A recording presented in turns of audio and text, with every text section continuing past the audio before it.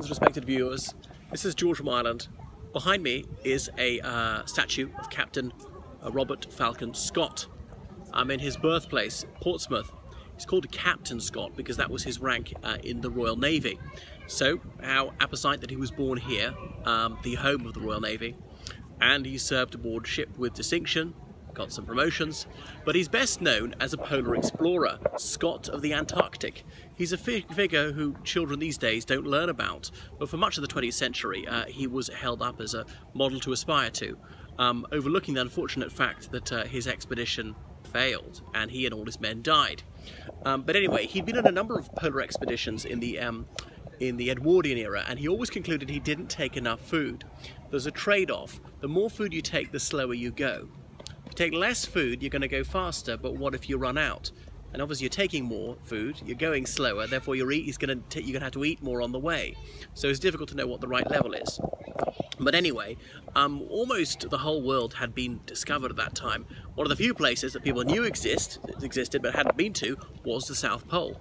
So there's an informal race between the Norwegians and the British to get there. Scott, he advertised in a newspaper for hardy souls who are willing to join him in this expedition.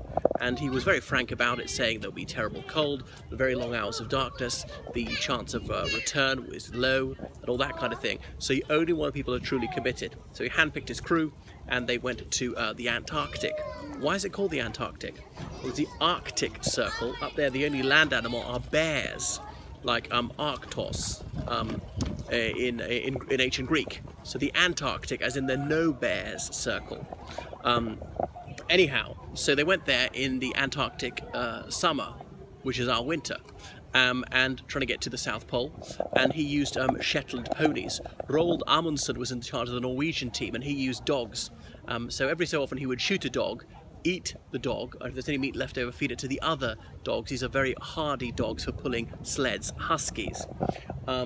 Scott, he'd got to a certain distance, he'd been burying food along the way, he proceeded to the actual pole, the last 100 miles or so, with only 5 men.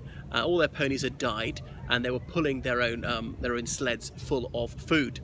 And they finally reached the South Pole in 1912, and what did they see fluttering the distance?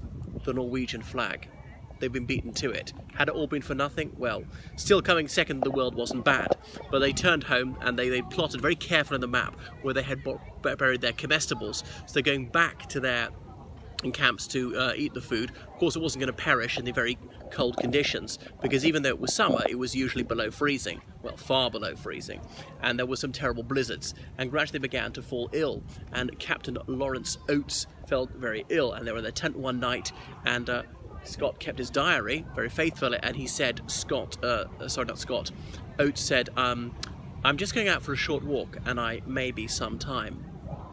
Which must be the acme of British understatement. This man knew that as he was ill, he was slowing the others down and diminishing their chance of survival. So he was going to immolate himself on this altar of fraternity. He was going to die that the others might live. Go out into the blizzard, never to return. He was going to die of exposure.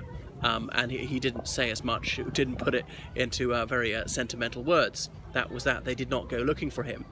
And Scott's diary recalls, in very plangent but understated terms, one by one the men succumbed to their illnesses until only Scott was left. He must have felt very guilty because he had not been a good leader and the others had died. Finally, he got to a certain point where he just couldn't go on. His strength had deserted him. He'd grown very unwell, and he recorded in his diary these words until the 29th of March 1912. This is his last diary entry, so it was presumed he died around that date. The gale is howling about us. We are weak. Writing is difficult.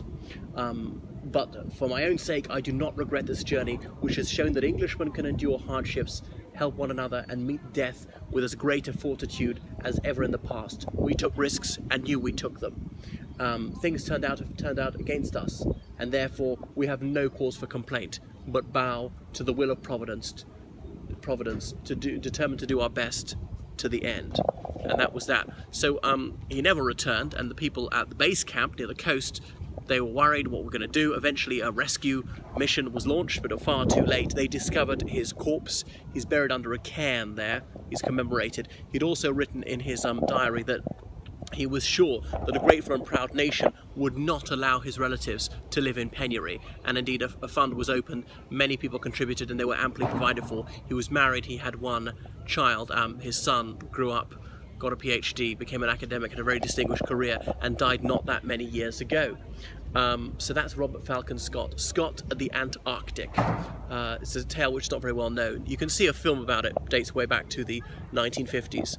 A heroic failure, perhaps there was. So it came before the First World War, and I suppose somewhat inspired people about that. Then along came the 1960s. There was Peter Cook, a very anti-establishment comedian, and he's the kind of person who liked to lampoon Scott for doing something completely futile. And why should we exalt him, who was a disaster, who was doing something he didn't need to do and led all his men to doom? I think that's perhaps a little sardonic.